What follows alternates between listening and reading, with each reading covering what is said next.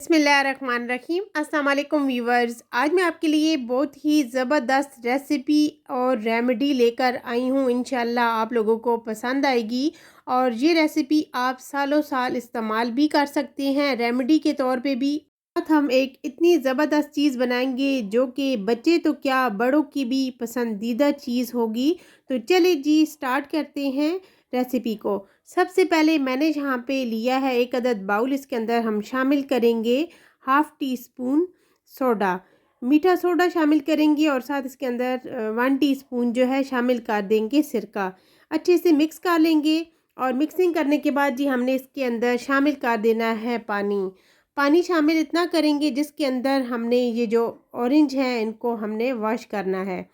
तो इसलिए जी हमने यहाँ पे पहले इसको ऊपर से अच्छे से वॉश करना है। जैसा कि जब ऑरेंज का सीज़न होता है, ये तैयार होते हैं तो इनके ऊपर कई किस्म के स्प्रे किए जाते हैं पौधों पे और इनके ऊपर मिट्टी डस्ट होती है, तो इसलिए हमने इनको अच्छे से वॉश करना है।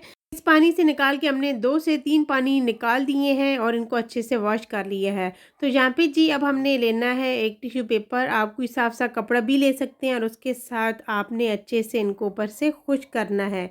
ये स्टेप आपने लाजमी करना है, स्किप नहीं करना। आपने इनको जो है ऊपर से अच्छे से खुश्क कर लेना है। तो इस तरीके से जी हमने ऑरेंज को ऊपर से अच्छे से खुश्क कर लिया है, बहुत ही अच्छे से खुश्क हो चुके हैं।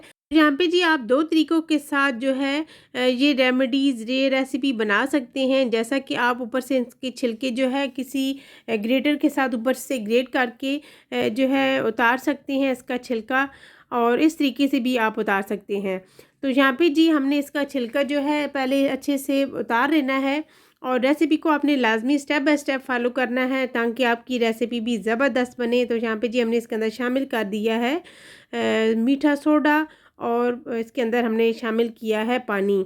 तो यहाँ पे जी मीठा सोडा और पानी शामिल करने के बाद हमने इसको अच्छे से जो है छिलकों को इसके अंदर डिप कर देना है और डिप करके कुछ टाइम के लिए हम इसको रख देंगे। और साथ जी हमने जैम तैयार करना है ऑरेंज का।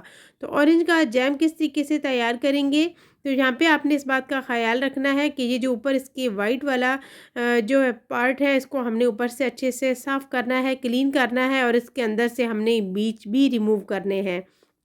तो एंड पे आपको पता चलेगा कि बीज हमने किस लिए रिमूव करने हैं, क्योंकि बीज जो है वो कड़वे होते हैं और जब हमने जैम बनाने का जो है हमने इसे ग्रेट करेंगे यानी कि मशीन के अंदर डालेंगे तो बीज जो है इसके अंदर ग्रेट हो जाएंगे।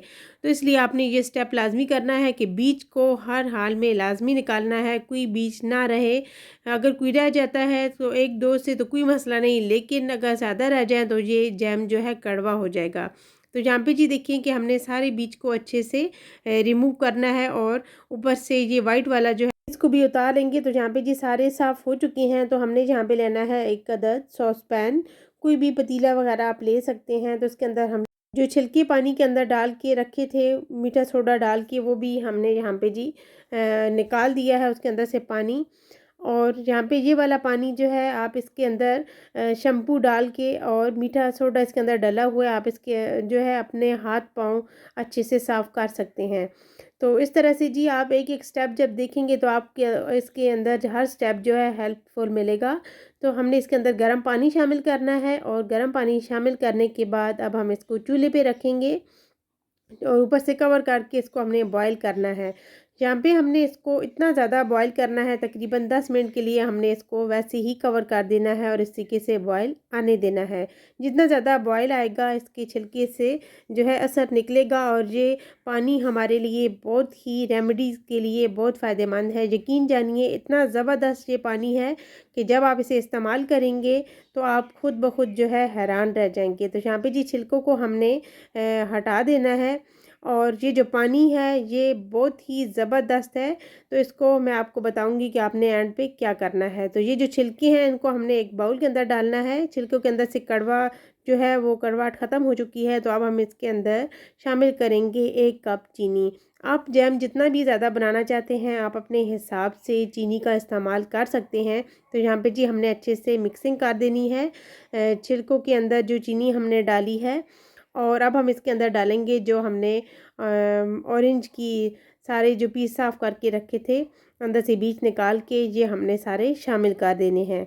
तो यहाँ पे जी हमने ये शामिल करने के बाद अब हम इसके अंदर डालेंगे कुछ ऑरेंज के हमने जो है जूस भी निकाल लिया था, तो वो जूस भी हम इसके अंदर शामिल कर देंगे।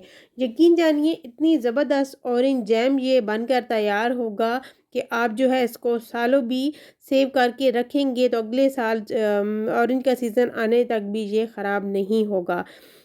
जब आप स्टेप बाय स्टेप रेसिपी को फॉलो करेंगे तो ये रेसिपी आपके लिए बहुत ही हेल्पफुल होने वाली है। तो यहाँ पे जी हमने लेना है मशीन और इसके जो है हमने इसको अच्छे से यहाँ पे ग्रेट कर लेना है ताकि ये अच्छे से इसका पेस्ट रेडी हो जाए। तो इस तरीके से हमने इसको जो है चलाते हुए इसका पेस्ट जो है तैयार कर लेना है।